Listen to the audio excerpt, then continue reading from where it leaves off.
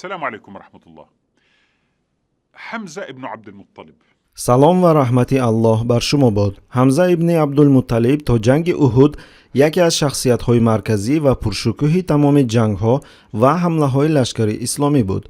بیایید اول مفصل درباره او نقل کنیم. حمزه امکی پیامبر صلی الله علیه و سلم از طرف پدر بود، ولی از روی سن و سال 2 سال یا شاید کمتر از پیامبر صلی الله علیه و سلم کلانتر بود. غیر از این او برادر شیری پیامبر صلی الله علیه و سلم نیز بود.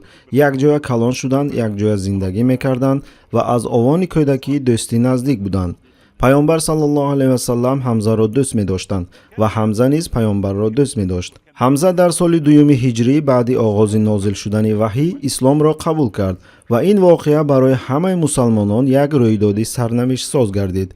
زیرا پس از آن مسلمانان در مکه نهایت احساس کردند که برای آنها یک حامی قوی و تکیهگاه پیدا شده است. حمزه دارای قوت بزرگ و شجاعت قوی داشت. بغیر از خویش و تباری با پیامبر صلی الله علیه و سلم او فرمانده شجاع و ارزشمند برای مسلمانان محسوب می‌یافت. بغیر از آن که حمزه از جانب پدر به پیامبر صلی الله علیه و سلم نزدیک بود، او از جانب مادر نیز با ایشان خویش و تباری داشت. مادر حمزه دختر عمه مادر پیامبر صلی الله علیه و سلم بود. یعنی حمزه هم از طرف پدر و هم از طرف مادر با پیامبر صلی الله علیه و سلم خویش و تباری داشت. وقتی که پیامبر صلی الله علیه و سلم، حمزه و دیگر یاران ایشان به مدینه هجرت کردند، اولین غزوه‌ای که از مدینه به سمت سیف البحر انجام داده شد محض با راهبری حمزه ابن عبدالمطلب بود. بعد از آن تا جنگ بدر او بارها راهبری دیگر غزوات ها نیز گردید. در جنگ بدر حمزه مشرکان را از طرف چپ و راست شکست میداد و شماره زیادی ابرمرد قریش را به هلاکت رسانید. پس از این شخصیت حمزه برای قریشی ها به خاطر آنهایی که در بدر کشته شده بودند به رمز انتقام و نفرت تبدیل یافت. تمام قریشیان میخواستند حمزه را قتل کنند، زیرا او چون ستاره درخشان میان مسلمانان میدرخشید و برای قریشیان رمز شکستی سخت بود. در آن زمان در مدینه یک غلام سیاه‌پوستی حبشی با نام وحشی زندگی میکرد که مثل بسیاری از همقومانش در سنگاندازی و نیزه پرتایی ماهر بود. یک روز خواجه‌اش نزد او آمد و گفت: اگر تو حمزه را قتل کنی من تو را آزاد میکنم. سببش این بود که حمزه در جنگ بدر برادر خواجه وحشی را کشته بود و خواجه‌اش به خاطر انتقام وعده داد که برای قتل حمزه او را آزاد میکند. گفته می شود که هند همسر ابو سفیان که پدر، پسر و عمکش در جنگ بدر کشته شده بودند، چون درباره شرطنامه بین وحشی و خواجه‌اش واقف گردید، نزد وحشی آمده گفت: اگر حمزه را قتل کنی من از بالای تو طلا میچاشم. برای وحشی همه چیز عادی می نمود. کشتن حمزه برایش معنی آزادی و ثروت خوب را داشت. در وقت جنگ او به لشکر قریشی ها پیوست و در اوج جنگ حمزه را تعقیب میکرد. در میان جنگاوران یافتن حمزه مشکلی نداشت، زیرا او در صف اول با شمشیر برهنه قریشی ها را یکی پس دیگر به زمین می افکند. در اثنای این باید قید کرد که در جنگ احد مشرکان 22 نفر را از دست دادند، یعنی تلفات در میان آنها نیز بود، ولی متاسفانه مسلمانان 72 شهید دادند، تقریبا 3.5 مراتب بیشتر. حمزه در مرکز جنگ قرار داشت. هیچ کس نمیتوانست در برابر او ایستادگی نماید. او پرقوت بود و هر کس این را میدانست. وحشی زود او را پیدا کرد و به قدری کافی نزدیک شد و نیزه را به سوی او حواله داد. نیزه به شکم حمزه در آمد و بدن او را شکاف کرد. با نیزه در شکمش حمزه خواست به سوی وحشی حمله کند، ولی زود به زمین افتاد و شهید گردید. وحشی نزد جسد او آمد، نیزه را بیرون کشید و میدان جنگ را ترک کرد، زیرا تنها حمزه برایش اهمیت داشت و با مرگ حمزه آزادی او فرا می رسید. این حادثه سخت به قلب پیامبر صلی الله علیه و سلم اثر گذاشت، زیرا حمزه رمز جهاد و مبارزه برای مسلمانان بود و همچنین خویش نزدیک رسول خدا صلی الله علیه و سلم به شمار می رفت. دشمنان جسد حمزه را تحقیر و بی‌حرمتی کردند، شکمش را چاک کردند، جگرش را برآوردند، گوش و بینیش را بریدند و تمام جسدش را مسخره کردند. با این دقت دهید چقدر دشمنان به حمزه نفرت داشتند و چه خیل کینه اشان را به جسد بیجان او نشان دادند. این عملهای وحشیانه یک پیام آشکار داشت. آنها آماده‌اند تا درجه پایمال کردن جسدها پسکشی نمایند. ростӣ дар он рӯз тамоми ҷасадҳои мусалмонон мавриди беҳурматӣ қарор гирифтанд ба ғайр аз як нафар. чаро қурайшиҳо то ин дараҷа пасткашӣ карданд? чун онҳо аз кина ва интиқом месӯхтанд ва мехостанд тамоми ғазабашонро аз мусалмонон бигиранд. он рӯз гӯшҳо ва биниҳо бурида шуданд, сарҳо аз тан ҷудо карда шуданд, ҷасадҳо шиканҷа ва масхара шуданд. дар майдони ҷанг манзараи таҳқиромези бисёр зишт рӯй медод. танҳо як мусалмон буд ки ҷасадашро душманон таҳқир накарданд. ӯ Ҳанзала ибни Абу Омир буд. барои фаҳмидани сабаби ин истисно биёед ба шахсияти падари Ҳанзала Абу Омир назар кунем. аз эҳтироме ки қурайшиҳо нисбати Абу Омир доштанд, онҳо ҷасади писараш Ҳанзаларо даст назаданд. абу Омир аз қабилаи Авс буд, мисли Абдуллоҳ ибни Убай ки аз қабилаи Ҳазраҷ буд. ҳар ду душмани Расули Худо саллаллоҳу алайҳи ва саллам буданд. яке Абдуллоҳ ибни Убай дар Мадина сарвари мунофиқон гардид ва дигаре Абу Омири роҳиб ки мусалмонон ӯро бо масхара Абу Омири фосиқ мегуфтанд, як гурӯҳ аз қабилаи Авсро бар зидди паёмбар саллаллоҳу алайҳи ва саллам барангехт. бо онҳо ба Макка ҳиҷрат кард ва назди қурайшиҳо рафт.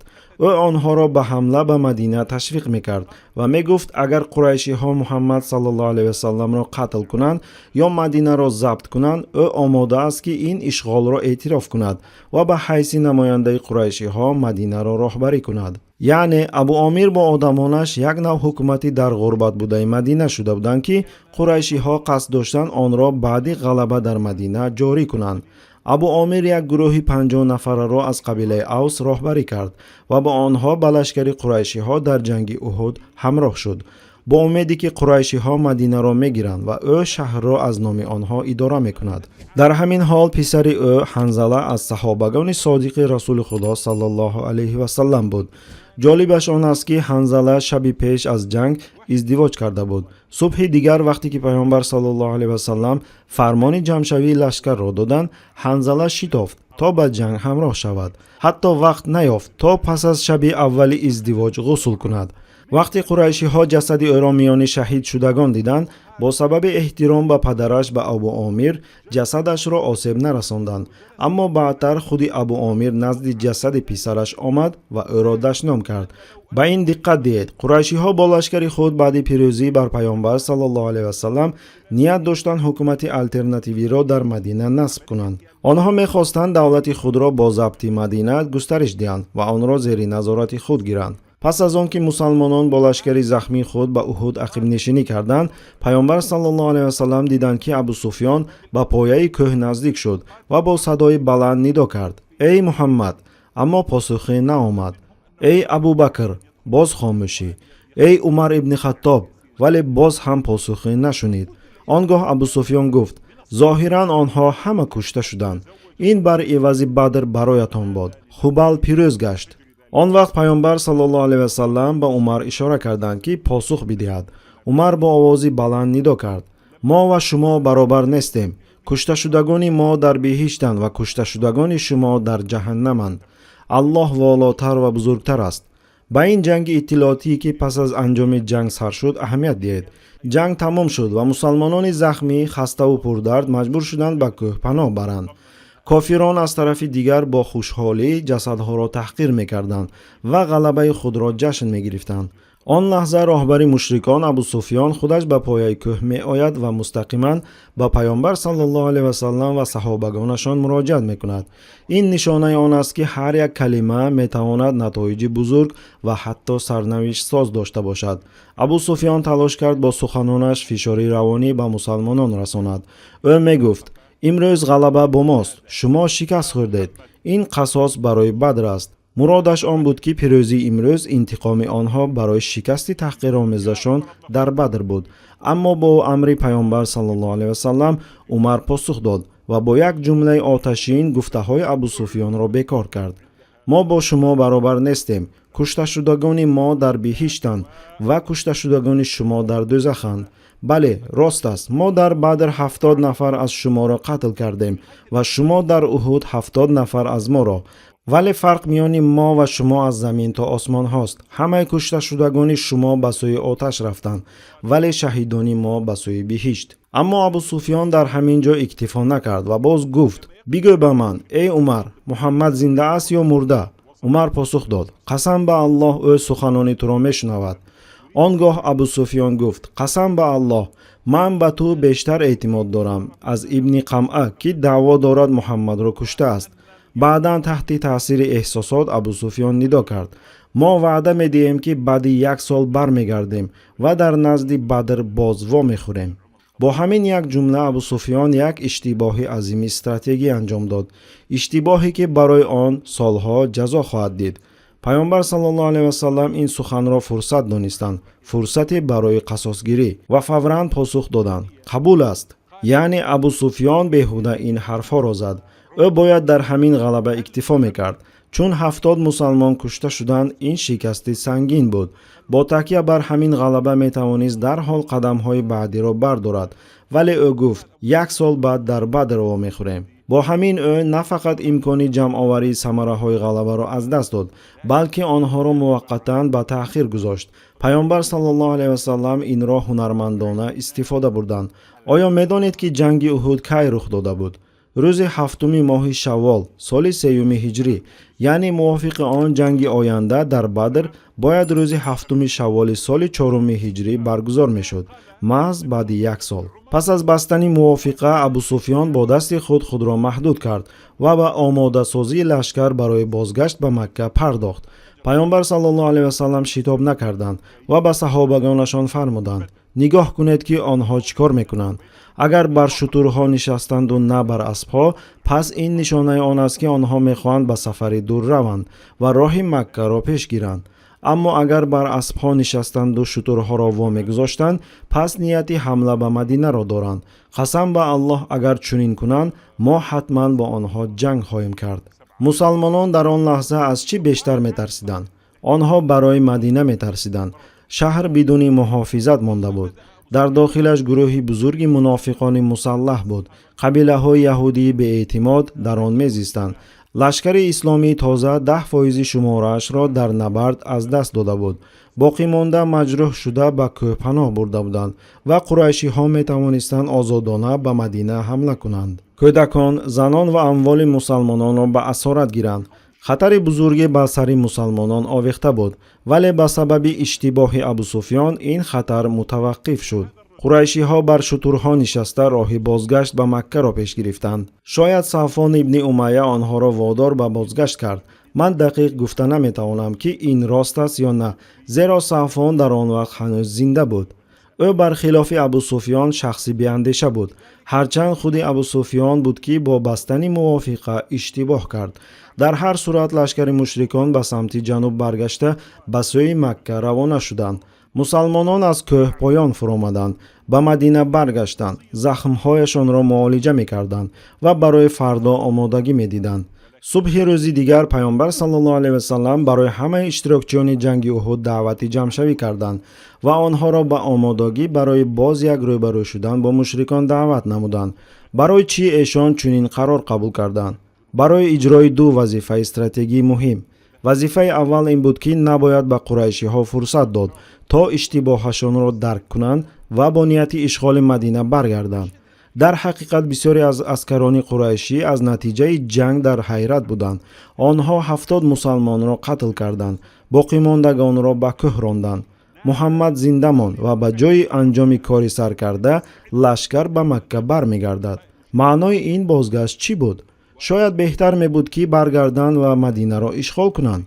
мушрикон ин мавзӯъро бо ҷиддият муҳокима мекарданд, бахусус бо назардошти он ки онҳо аз Мадина фақат як рӯзи роҳ дур буданд.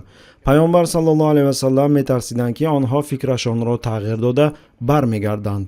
вазифаи дуввум бо ҳаракати дубораи лашкари мусалмонон нишон додан ба қурайшиҳо ки рӯҳияи мусалмонон нашикастааст ва маҷбур сохтани душман ки аз фикри набарди навбатӣ дар оянда ва пирӯзии ниҳоӣ даст кашанд. мусалмонони бо захмҳои хуншор ба дунболи пайғамбар саллаллоҳу алайҳи васаллам ба самти ҷануб рафтанд то ба маҳалле бо номи Ҳамроул Асад ки 20 километр дуртар аз Мадина буд, расида онҷо урдугоҳ бисозанд. қурайшиҳо низ ба самти ҷануб ҳаракат мекарданд. ҳамоно дар як рӯзи роҳ аз онҳо қарор доштанд, яъне хеле наздик буданд. шаб фаро расид ва пайғамбар саллаллоҳу алайҳи васаллам ба саҳобагонашон фармуданд ки оташҳои зиёд афрӯзанд. هر سرباز 4 یا 5 آتش می‌افروخت. از دور این منظره چنان می‌نمود که گویا یک لشکر عظیم با هزارها نفر در اردوگاه جا گرفته باشد، در حالی که واقعاً تعدادشان کمی بیشتر از 600 نفر بود. قریشی‌ها آتش‌های زیادی را دیده گمان کردند که یک لشکری بزرگ برای تعقیبشان برآمده است. در همین وقت پیامبر صلی الله علیه و سلم با مردی با نام معبد ابو معبد خزاعی هم صحبت شدند. قبیله خزاعه اتفاقچی پیامبر صلی الله علیه و سلم بود. خود این مرد مشرک بود، ولی نمی‌خواست که قریشی‌ها بر پیامبر صلی الله علیه و سلم پیروز شوند. معبد راه به سوی مکه داشت و در راه با پیامبر صلی الله علیه و سلم واخورد، صحبت کرد و سپس به سوی قریشی‌ها روانه شد. بیایید گوش کنیم که او به ابو سفیان چی گفت. وقتی نزد ابو سفیان آمد، آخرین از او پرسید: آنجا چی دیدی؟ معبد پاسخ داد: من لشکری را دیدم که هرگز چنین را قبلا ندیده بودم. این محمد بود. او با همه آنهایی که دیروز او را ترک کرده بودند به دنبال شما می آیند، یعنی با تمام نیروی قابل جنگی. سپس افزود: آنها از آن پشیمانند که او را تنها گذاشتند و حالا قطعاً می‌خواهند با شما بجنگند. قسم به الله، من میترسم که سربازان پیشتازشان پیش از آن که من از اینجا بروم مرا دستگیر کنند. با زودی از اینجا روید. با شنیدن این سخنان ابو سفیان ترسید. قریشی ها در حالت شاک قرار داشتند. دیروز مسلمانان در حالت زخمی عقب نشینی میکردند، ولی امروز با نیروی بیشتر به تعقیب برآمدند. از ترس و تهلکه قریشی ها سراسیمه به آمادگی برای بازگشت به مکه پرداختند و همه این به خاطر یک مردی قبیله خزاعه بود که با معلوماتی بر دروغ اراده آنها را شکست داد. پیامبر صلی الله علیه و سلم 3 روز در همراه الاسد اردوگاه زدند و پس از آن همچون غالب به مدینه برگشتند، زیرا در نهایت قریشی ها عقب نشینی کردند و به هیچ یکی از هدفهای خود نرسیدند. همه آنچه توانستند 70 مسلمان را قتل نمودند و جسدها را تحقیر کردند، اما وضع را در منطقه تغییر داده نتوانستند. مدینه همانا تحت راهبری پیامبر صلی الله علیه و سلم باقی ماند. جامعه مدینه همبسته و استوار ماند. کاروانهای قریش هنوز نمیتوانند آزادانه به سمت شام و عراق حرکت کنند. مکه در محاصره قسماً اقتصادی قرار داشت. این معنای آن را دارد که قریشی ها مجبور می شوند باز با مسلمانان جنگ کنند در جنگ آینده نزد خندق و باز هیچ چیز به دست نخواهند آورد. في معركة أخرى فاشلة هي الخندق. السلام عليكم ورحمة الله وبركاته. تماشابینان گرامی، اگر خواهید که نوارهای ما زود برآیند، پس زیر کردن تکمچه لایک را فراموش نکنید. البته به شبکه ما ابونه شوید و نوارهای ما را به دیگران رسانید، زیرا رساننده مثل عمل کننده صاحب مکافات می‌گردد.